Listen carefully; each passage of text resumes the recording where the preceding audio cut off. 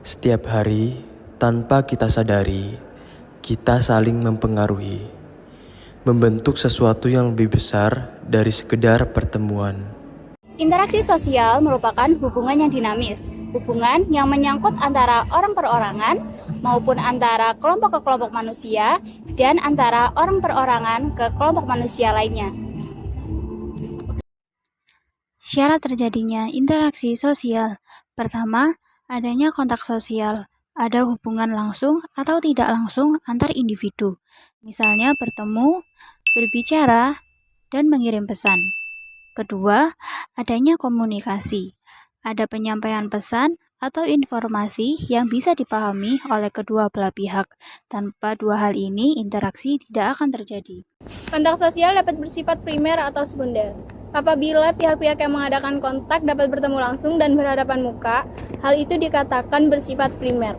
Apabila di dalam kontak tersebut diperlukan suatu perantara yang berupa orang perorangan, media, hal itu dinamakan bersifat sekunder.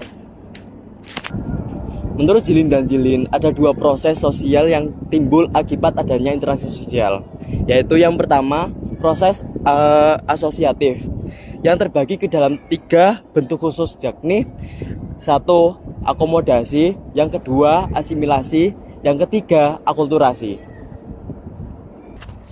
Proses sosial di mana individu atau kelompok melakukan penyesuaian untuk meredakan ketegangan dan konflik yang ada, bertujuan untuk menciptakan keseimbangan dan pencegahan pertentangan yang lebih besar dalam interaksi sosial.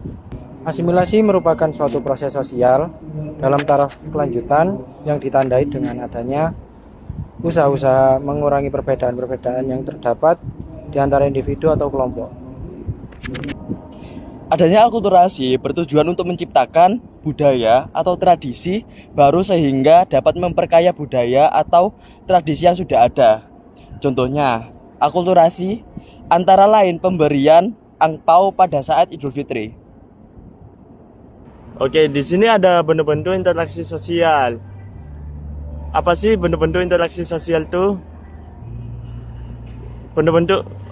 Bentuk-bentuk interaksi sosial dapat berupa kerjasama seperti cooperation, persaingan, competition, dan bahkan dapat juga berbentuk pertentangan atau pertikaian, konflik.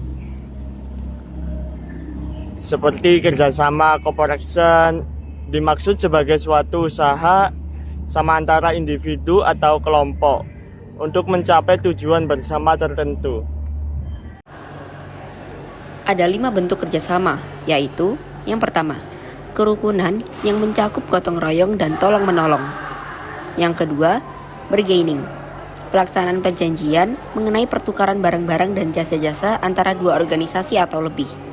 Yang ketiga, kooptasi, proses penerimaan unsur-unsur baru dalam kepemimpinan dan pelaksanaan politik untuk menghindari konflik yang bisa merusak suatu organisasi. Unsur-unsur baru tersebut bisa berupa pergantian pemimpin atau kebijakan yang dilakukan pemimpin tersebut. Yang keempat, koalisi. Kombinasi antara dua organisasi atau lebih yang mempunyai tujuan-tujuan yang sama, tetapi dapat menghasilkan keadaan yang tidak stabil untuk sementara waktu. Karena dua organisasi tersebut kemungkinan mempunyai struktur yang tidak sama antara satu dengan lainnya. Dan yang terakhir, joint venture, kerjasama dalam pengusahaan proyek-proyek tertentu dan dalam waktu-waktu tertentu.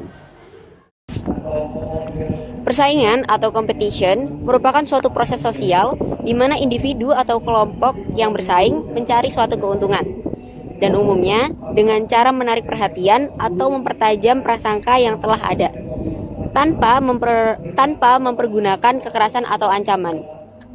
Dan bentuknya pun berbeda-beda, di antaranya 1. Persaingan ekonomi, yang kedua, persaingan kebudayaan, dan yang ketiga, persaingan untuk mencapai suatu kedudukan dan peranan tertentu dalam masyarakat, dan yang terakhir, persaingan karena perbedaan ras.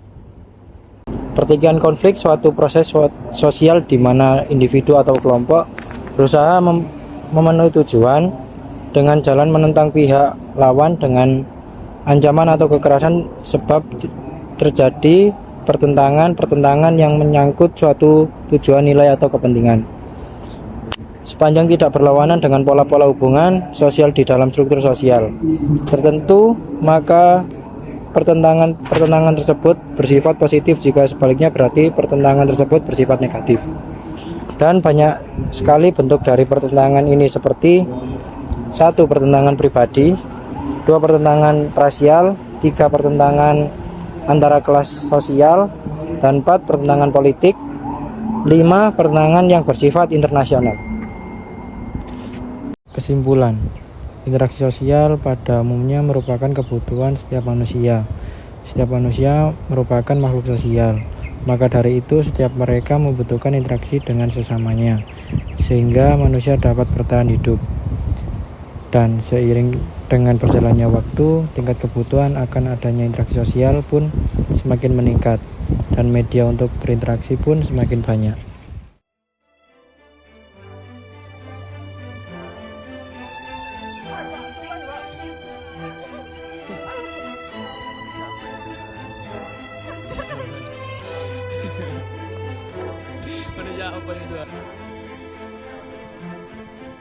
Turunnya ya.